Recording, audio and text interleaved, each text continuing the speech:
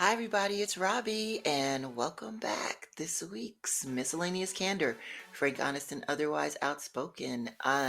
This episode is we talk a little bit about happiness and work, and then we get in a conversation about baselines. Yes, it all makes sense when you listen. And then our AI conversation this week, we go a little bit deeper than we used to in terms of just we have a robust conversation about a variety of different areas, from digital twins to the military. So sit back, relax, listen, make sure you subscribe, like, and please do give us feedback. We definitely want to hear what you think about us. All right, here we go.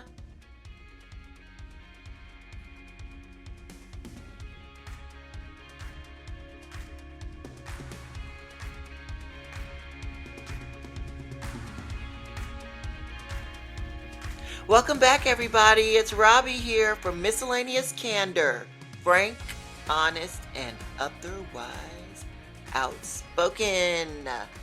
Hey, Steven, how are you? Good morning, Robbie. It is I, my friends, it is I, Stephen Kennedy, board certified atheist at your service. I know I laugh every time, and I don't even know why, but it's just funny the way you say it. Not in a bad, funny way, but in a good, funny way.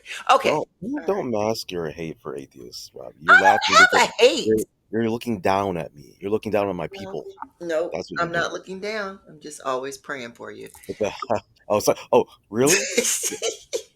There you Yeah, go. There you go. There you yeah, go. that's not There we looking have it. down. That's There in we have my it, mind. friends. There we have it. Yeah, well, I think that's actually a good thing. She's better than us. She's better than us. I get it. No, no, not no, that's not it. So okay. Whew. This week. It's been a rough week, guys. I was doing some traveling, so it was tough. You probably noticed that the podcast came out a little later than usual, but it did come out on Tuesday, so I'm happy about that part. Um, Steven, what did you listen to for podcasts? I didn't really listen to anything really new. Like I listened to this podcast. It's like a subset of the Josh Brown Compound and Friends podcast that I like. It's called Animal Spirits, and it was good. And it's posted by somebody, and they don't talk about politics on it, but they did say this about politics. They were just saying that the market is the most apolitical kind of area right now. It's the only place where it's there's no political conversation, which I think is pretty good. And I again we talked about that the last time, but that was really what they talked about for the most part. And then they just talked about just the markets and what you could do and some of the different strategies. It's pretty Uh, good. But what did yeah. you listen to? Right Because I now, right now is the time to buy. It is time to buy. Since Trump has tanked our market, now is the time to buy, if any. Okay, but I want to be clear that we are not financial advisors, and any opinions that This, we provide to our audience is strictly opinion and not official financial do you advice. have that disclaimer like written down right in front of your screen or something? No, I Okay, just know it. okay, Remember when thank you. we used to work? We don't talk about that. Oh, that's right, that's right. Yeah. I forgot where we used to work. Very good at disclaimers. Yes, Um, so, dozens and dozens of disclaimers after every single. Oh man, I'm so glad I don't feel disclaimers anymore. Oh man, but yes, so that's why it's like locked in my brain. I But see. yes, but it is clear that I mean I needed to say that. Thank you.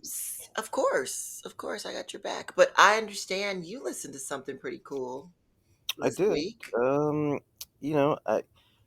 maybe you'll think it's cool. I thought it was pretty good. It's called Happiness at Work, the Okay. Management 3.0 podcast. So Hmm. it's there uh there's a company called Management 3.0, and Uh-huh. they basically are consultants for organizations to help them improve their work culture and consult on happiness in the workplace. And as I guess, it's a great marketing tool. They also run a podcast called Happiness at Work. And the host of the podcast. Her name is, where did I put her name? Hold on. And she's got a nice accent, actually. I really like it. I think that's why Hmm. I kept on listening to it, actually, because she's got. uh, hold on. Where did I put her name?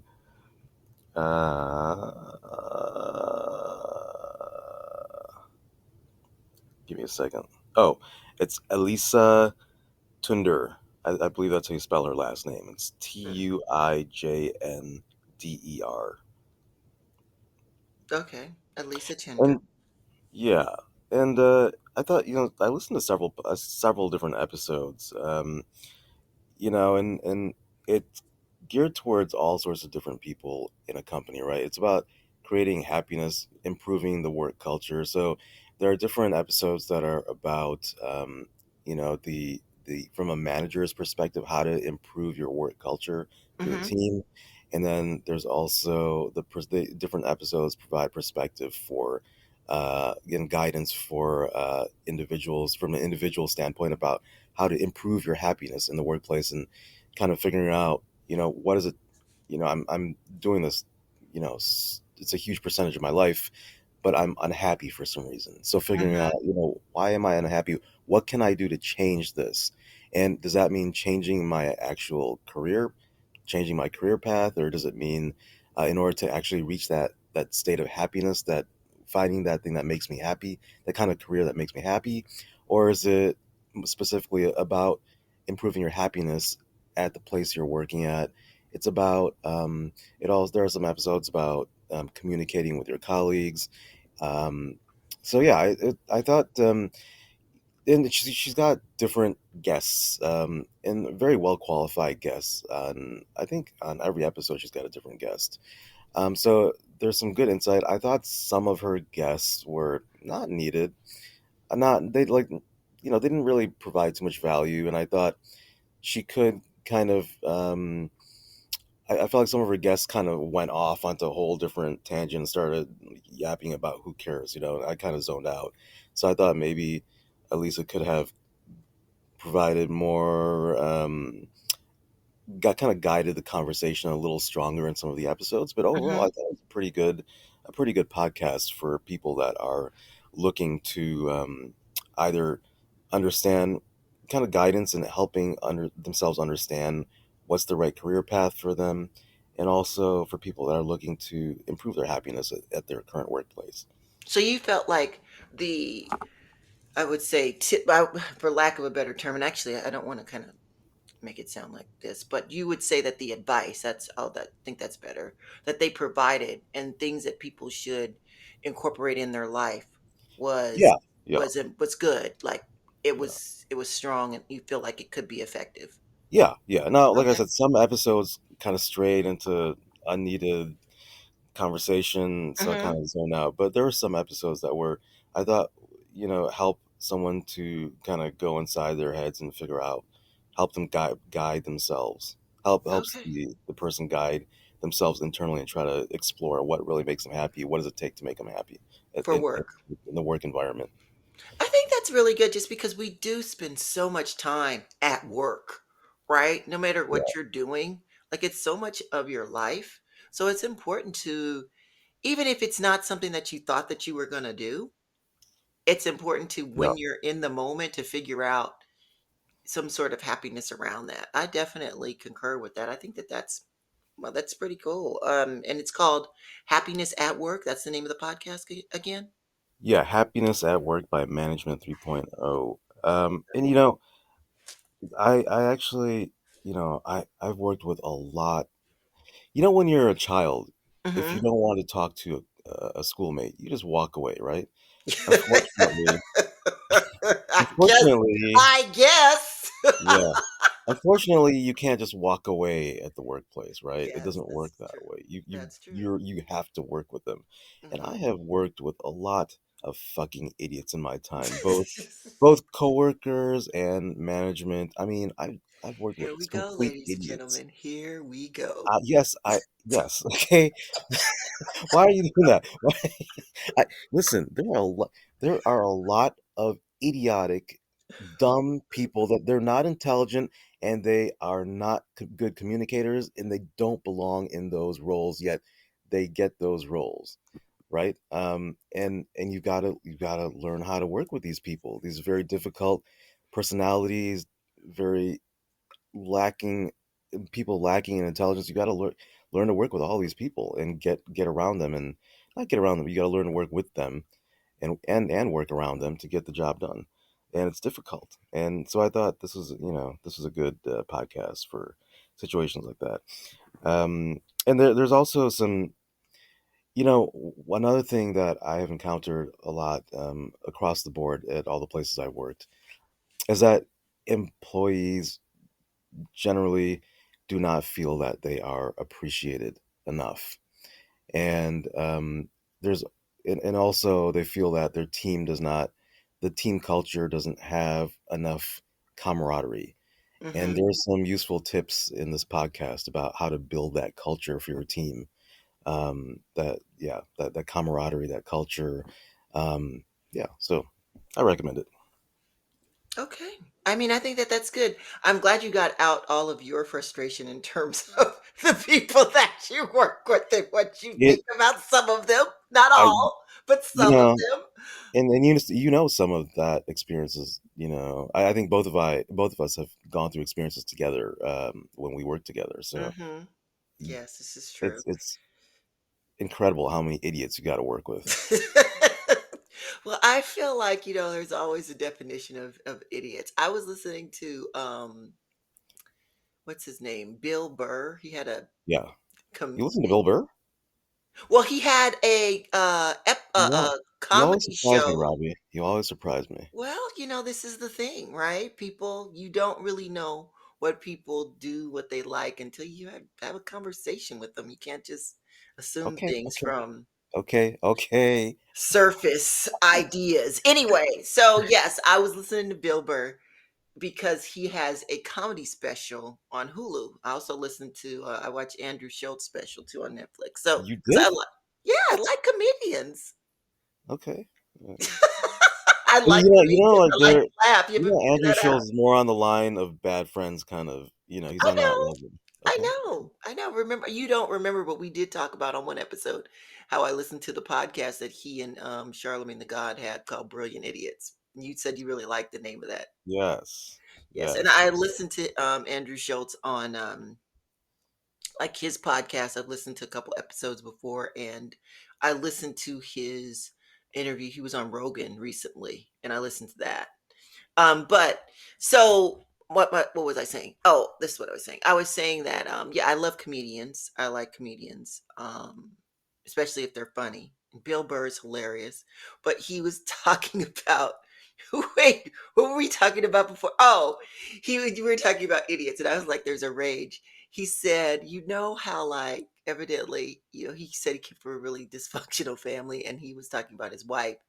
And he said, you have to realize sometimes you have to really do some deep digging because you can come from this really super dysfunctional family and then you're with somebody and then if it's like lower crazy you just think that's chill. Like if you think you're acting lower Right. Right. crazier than what you've experienced, like if your actions are much less than what you've experienced, you're like, oh, I'm chill. And that person who maybe came from like a quote unquote normal environment where there wasn't a lot of crazy, they're like, what is wrong with this Yeah. mf, right? So I Yes. just thought that was funny. So when Yeah. you're saying idiotic, I feel like it's the same thing. Like there's certain people where they think that they're what you may think is idiotic, They're they totally. may think is like normal or them performing at a high level. I think Yeah. that it's there's these things, and I've been thinking a lot about what baselines are, like how people define just, and this is just in general, how people define baselines and what is a baseline to one person versus another, and how we use that term as if it is objective, but it's truly subjective. You know what, Rob? That's a very valid point. Thank you for bringing that up. I appreciate that. That's very true. I agree with you. Did I just say that? But yeah, You I agree did. with I'm you. like just listening. That's why I wasn't saying anything. Uh, And this is also why I hate people. Everyone's got different baselines, right? It's really fucking annoying. much. Guess I that's what can't makes it everyone so have my interesting. baseline. That's what you want. You want everybody to have your But and baseline. I do wanna share with the audience that when Robbie and I were working together, our Mhm. baselines were very different because she could not tolerate me in a friendly way, but she wanted to kill me. She wanted to kill me. I Now we know. were to be fair though, we were not actually working on projects together, but we were colleagues. And we sat next to each other. Yeah, yeah, yeah. Yes, yes. It was interesting how our work friendship evolved. But I think that that's one of the reasons why we're able to do this show is because there's still a bit of that Yeah, in our interactions, which everybody sees as I'm laughing. But there is a lot of mutual respect there. there is, there is. Hmm. Um, the oh god. Good. I actually so many years ago, I was not the nicest coworker for people. I was mean, I would say inappropriate basically, in today's if I were to behave that way today, I would be gone right away. I mean, like, the things I used to say to people, it was so inappropriate, obnoxious. I was yeah, I yeah, it was a great time back then. You could just get away with anything. Yeah, well, I feel like we can kind of there's a lot more openness now too. I feel like people can say a lot more than what they used to. That's true, and why is that? Do you wanna go in that direction? Do you wanna talk No, I about that? don't. I do Okay. not. I do not.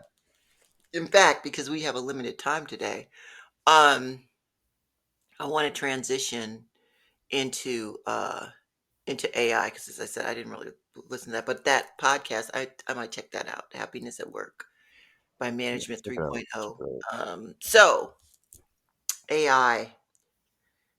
I was at a conference and there was a presentation and they put up a person's AI digital twin, for lack of a better term. So essentially, it was someone who was at the conference and it was a video of them, but it was like their AI digital twin. And it Mhm, sounded like them, and there was, like, a little bit of glitchiness where you could kind of tell, but you had mhm, to look really, really closely. You know, mhm. like, when we first like, when I wouldn't say first, but remember when, like, visual effects started coming into play and Yeah, you could tell you easily. could tell some things, but now it's very, very difficult unless you have a trained eye. Yeah. I feel like that was how this video was with this person's thing. A normal person could If probably no one figure it out. told you if no one told you specifically, because you probably have a trained eye towards this, would you be able to pick it out if no one told you it was an AI twin? Yes, I would, but again, Uh-huh, like you said, I have a trained eye on that. But I do feel like it's getting really close. And yeah. so, I'm wondering, and I have to say this, I there's this podcast, somebody was talking about this. I've heard this actually multiple times about legislation or policies or protections around your digital twin. Like, if people are gonna have that out there, right, and have, like, a version of themselves that's not themselves, like, doing interviews, that was something too I heard on another podcast this week, and I can't remember which one it was, but they were talking about people using a virtual part of themselves So to what's the underlying interviews and to do video interviews because they don't have the time, and that, like, the actual people who were being the interviewees of this digital twin of someone felt more comfortable with the digital twin than they did with the actual person, they said. Yeah, what? I thought What that does was that really. mean? What does that mean? There was a CEO, and he said that he felt more comfortable talking or doing the interview with the person's digital twin. Well, how? That How? I'm just repeating what I heard. I didn't get to dig deeper into that. So don't shoot the messenger on this one, Stephen. And so my assumption is it takes a so you create your digital twin and it takes a little bit of training and then Mhm. it grabs responses from the internet. Is that correct? So I for an You know interview what? I purpose. have not dug into it Okay. because I'm not ready to go there yet. Like, personally, I'm not Yeah. ready to create my own digital twin. No, like, we should know that people can take our voices now. People can take voices and do anything, Yeah, right? But everything's out there. Like so much yeah. data and information is out there. But yeah, I'm not ready to go there. Just like I think I want to try operator. I don't know if I can now because it might Try be operator. What's that? a GPT. I have to see how much it costs. But essentially, you What can. does operator do? So operator on GPT, you can take it and you can embed it in your computer, and basically it can run things on multiple browsers and go to different sites and like build. It can build an agent for you and Amazing. then run it and then give you outputs. Like you're just Wow. watching your Okay. computer do this. Yes. Wow. And Okay. but the thing about doing it, right? It's once you let them into your, and these are always my things.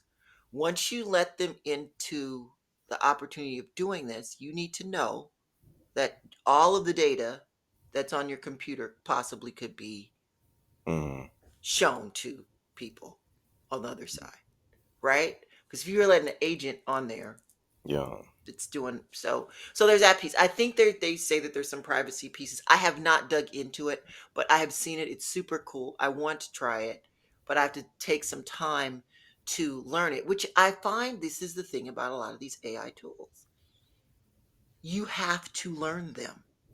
Now, some of them are really easy, like Claude and GPT and Llama and Gemini. Like you just go and you just ask it something, right? And then Mm, it'll spit out something. But also, too, with those, what you ask it, how you create those prompts, all of those things, those yeah. are skill sets that you have to learn. And these are Yes. things that people should want to know, as well as want to learn is how to use some of these AI tools, because some of these AI tools, there is a bit of a learning curve, maybe not that much of one like in the past, but you do need to learn how to use them. And that takes some time. And carving out that time to do that, depending on how busy your life is, you have to figure that out. Mhm. So I just think that that's interesting on how people say, oh, you can do this and you can do that, you can do this. You can, but there are steps that you have to take to learn that. If you're going to dedicate the time to do that, then absolutely jump in. But just know it's not like immediate. And I think for some people, they think that it's going to be immediate, even though it's fast. So that's all. That was what I want to talk about. I wanted to talk about the digital twin thing, and then we kind of got into a tangent about operator. But what did you want to talk about with regard to AI? I know you had some interesting things. I already started talking Well, pre meeting, yeah. our briefing. I was actually, so I was related to that. I was just looking at there are so many, there are new apps popping up left and right about, creating a digital, like your own AI twin, but Mhm, not, not to the level that you were talking about where they can conduct interviews for you in your place, but just you can basically what you do is you create a video of yourself reading a given text, mhm, and once you record that, then you can create, you can have that version of yourself speak anything. mhm, So it gets your voice, your tonality, your the way your language, and it gets your image, and then you can create any kind of video you want of your your AI version mhm, speaking whatever you want, and it looks exactly and it sounds exactly like you, mhm, and you would not know. It's a seamless process, and and when you're watching the video, you mhm. even know that it's not authentic. Yeah, that's what I saw. And Yes. but I think yours is more advanced. What you saw is because this is just like, yours was actually being able to communicate with an interviewer and actually give an interview. So Oh, no, no. The one that I saw a was a speech by someone like what you were talking about originally. But what I'm saying is that in another conversation, they were talking about how you can train the digital twin to okay, okay, do interviews. So you can take it to the next step. it's incredible. Mhm. So I wanted to get your thoughts on this because I know you can get very passionate, and I want to hear more. A loaded word sometimes. Go on. The Air Force is actively working on engaging AI in their, what do you call it, battle room, war room, where Mhm. they are executing, literally executing people through drones, and basically not just executing people through drones, but also collaborating with other countries and gathering tons of intel. So you've got these people that are working in these scenes, in these scenarios, and they're gathering intel from different countries, from from different intelligence teams all within the U.S. but also internationally, and they've got to make really quick decisions on what on their actions. And what the Air Force is looking at doing is using AI to, instead of a human having to receive all this information coming from all over, and in their own, by being having it distilled by a human right there. What they're looking to do is integrate AI so the AI can actually grab all the information, all the data coming at them, and distill it into very simple, actionable insights for the person that will then carry out the action.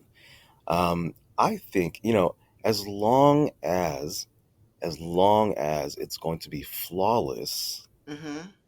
the key being flawless, I think it's a great thing because it will reduce the if it's flawless, it would reduce the amount of human error that occurs currently because there's so much information coming at the person, and they have to take be able to quickly understand the scenario. I mean, is anything flawless though? And that's a very good point, right? So, are we going to which one's really better? I mean, which just going all human or having AI grab all the data and synthesize it, distill everything for a very simply understandable information that can be actionable very quickly for the human. I mean, honestly, I feel like you can't stop this. Like, you can't stop people using AI tools. It just makes things easier, right? It just makes things easier, and it's going to make things easier at the lowest common denominator, whether it be me writing a paragraph or something and I'm using Claude or GPT or both and doing a comparison and editing, both and deciding which one I think is more efficient, or the Air Force using it to synthesize data so that they can save time.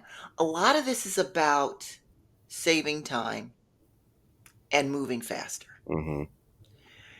And I think when I think about this, I wonder, when in life do we feel do are we going to feel like, as we're using these tools, we don't need to move faster? Because that's the That's a question, good point. That's a good point. right? Like, What's are the there line? Yeah, areas what's the of line? our lives where we don't want to move faster? Like, they keep talking about AI this, and like we were talking about the whole AI dolls and all of that. And even this, AI in the military, which, if we get to a certain point, I feel like we're going to turn Terminator up in this, and I don't. That's like the end. So, but moving back, like, where is the line? And if we're as long as there's humans in the world, as I mentioned, we're gonna always want to interact with other humans. And Hmm. even some of these things that are being created, they're being created because people want to interact with other humans and don't know how, or feel lonely and feel like they can't. So they're Hmm. creating like this false sense of humanness, like Like the sex robots. roboids. Yeah, like sex robots and all that stuff. But at the end of the day, you want a sex robot. You're having sex with a robot. Like, there's a very, very small percentage that they just want to have sex with a robot. But the majority of people who are having sex with the robots are having sex with the robots because they really want to have sex with somebody, but they feel like for some reason they cannot. And Mhm. so that human connection, I don't know how that's going to be replaced, because I feel like that's innate. That's innate. I don't think you can code for that. I think you can create, and I could be totally wrong. Like I'm totally speaking as a human being, right? So you could be in a, let's say you were AI and I'm talking to you and I don't even know that you're AI. That and we could get to a point where that's the case. But it doesn't mean that even in my experience as a human being, any sort of connection or anything that I'm having is based on the fact that I want to connect with another human being. So ultimately I'm going to want to connect with another human being Hmm. at a point. It's just I wonder, my positive side of this is I wonder if this will allow us to actually want to and create more connection. You And know, you know, I really would like to see that. I don't know if other people are, but I'm kind of going off on a tangent on this, but no, no, and I think we actually talked. I We kind of sorry. Go ahead. I was just saying and I've mentioned this before, but I'm hopeful that all of this rage and like anger and all of this stuff that we have outside on the internet and everything, that at some point we will turn around and want to have more connection and just be more real with each other. And I don't say that out of naivety because I know people are assholes and can be and all of that. But I do think that at a certain point, there's a tipping point for everything. Hmm. And I think we're going to get there. And there's always going to be people who are just don't, care and are And just, to your point, that but tipping point, I think, yeah, I really that's think, my and I theory. we touched on this last time as well, is that we're talking about the tipping point, right? And my opinion is that we're we're not going to know the tipping point ahead of time. I think it's going to come all through experimentation, where Yeah. we fall off the cliff Oh, and then we have here to we backtrack. I'm just, that's I know.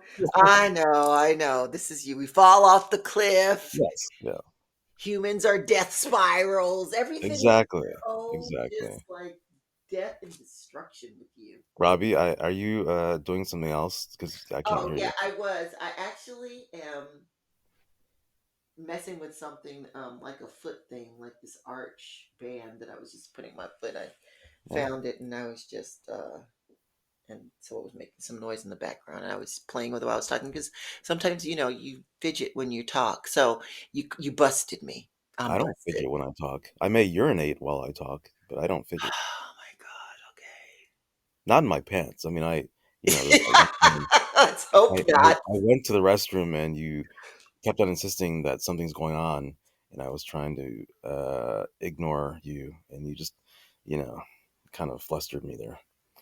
Okay, well at least it's out in the public that you did go to the bathroom on the podcast. Yes. Okay. All right, so let's go back to what we were talking about. So that's my thing. I'm wondering kind of where that tipping point is going to be, but I don't think that we're going to get past using AI at various, I said, a very sort of base level to an extremely advanced level with our military to synthesize information. It just makes things easier, and people like to do things easier. People will like to run towards that path. What's the path to least resistance, so to speak? Yeah.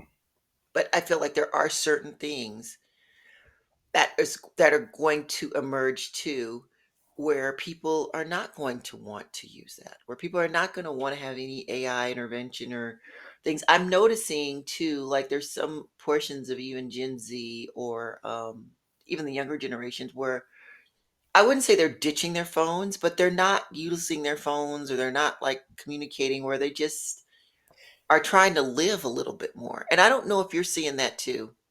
I'm seeing both. I mean, Mhm. I have met people that are they're a whole other extreme, and they're waiting till the time that they can live their entire life in virtual reality. Okay, Mhm. it's really strange to me, Mhm. but I think that's where they are mentally. That they don't feel like this real life is a good experience for them, to the point it's so bad for them that they're looking forward to living in virtual reality, Hmm. and that's I feel bad for people like that. Mhm. And So then there, so I think, in terms of AI, I think there are several people out there that just want to take it as far as possible. mhm. The less communication, the better. And yes, I do hate people, but I don't think and I don't think highly of the human race. I don't think highly of the human race, but I do not want to take it AI as far as it can go. I think human interaction is the basis of humanity. Hmm. So, well, how about like the other side, the people who kind of ditch their phones and just are in life and not really paying attention? Do you know people like that? I do, yeah. I have a cousin like that. She's really frustrating sometimes, but Why is it frustrating? I'm interested. well, I mean, yeah. So I do know some people like that, and I think it's about a balance. It's about achieving a proper balance because you don't want to become inefficient. You want to use the tools that you have at your disposal to be more efficient, but not to the point that it makes you less human. Yeah, did you hear that? And I think that this is still the case, but Woody Harrelson, he doesn't have a phone. That's crazy. Isn't That's that? I mean, you know who he is, and he's obviously very like, he's well known. He has a career. He does things, right? But he does not have a phone. I don't know if he still has the phone, if he still doesn't have a phone, but the last time I listened to an interview, he did not have a phone. And do you know how he communicates with people? how. Email. Okay. Hmm. Wow. Isn't that crazy? Like, Yeah. that's like It's a in bit terms of much. like Bit much. interacting or setting things up and all of that, it's through Yeah. email. And then, like, if he meets up with you in person, but he does not have a phone. That's very annoying. I don't know. I You don't find think it so? intriguing because he is a person, you know who he is. I said his name, you knew immediately who he is, right? I think a lot of people would know who he is. And the fact that he runs his business and runs his life at that level without a phone and has said it, been like on podcasts saying it and been like out there, and he's still like on TV and in roles and all this stuff. And he's just like not using a phone. And I think that he probably can do it. My question would be, though, if the people on his team have phones. Yeah, absolutely. So, to your point, I think the reason he's able to do that, one of the key reasons is because he's a celebrity, right? And Hmm. so people are gonna be a lot more the people that are in his world are gonna be a lot more forgiving, and he's got a team of people with cell phones to arrange everything for him. And but also the thing about the inconvenience he's causing to the people around him, right? I mean, it's kind of and also the inconvenience he's being to himself. So I think there's a certain level that we have to kind of adapt to in order to be more efficient and get things done. I think so. So people that don't have cell phones, I mean, I don't. If he's made a plan by email to go meet someone for dinner, and then towards the last minute he's being delayed, isn't that a frustration to the person that's meeting him for dinner? I don't know, though, right? Because what happened in the world when there was like no Yeah, cell the phone, 80s. Yeah, it was difficult. Now we didn't know any better, but right? right, but now we know better. So I know, that's but why my it's whole point frustration. is that you kind of have to like, it's almost like this forced. I don't know. I just, as I said, I think the whole thing's intriguing. I just think the whole idea of just human behavior is very intriguing. I probably should have been like some of those human behavioral people or Yeah, whatever, but an whatever. anthropologist. No, no, no, no, no, No. no, no, not that. Okay. I'm more, but it's more behavior than Okay. like um the whole ecosystem. I just Okay. find interesting. Um, yeah. So, all Well, right. What was there anything else we want to talk about today? I don't think so. Let's call it a day. Wow, let's call it a day. All right, everyone. So this episode, look at this. We got under an hour. Actually, even under 45 minutes this episode. This is actually pretty good. Yes. Trying to get to the point. Well, everyone have a wonderful week. And a wonderful Holi to my fellow Indians. Yes, wonderful holy. Um, and we Robbie will. is going to be attending a holy celebration pretty soon, actually. I am. I am. I was invited, so we'll see. We'll see. This will be my first one. I'm looking forward to hearing about it. I will definitely come back and report back for sure. Okay, well, thank you everyone for listening in and have a wonderful week. Stephen, It is I, Robbie, it is I, Stephen Kennedy, your board certified atheist. Always at your service, Robbie. Always at your service. goodbye, everyone.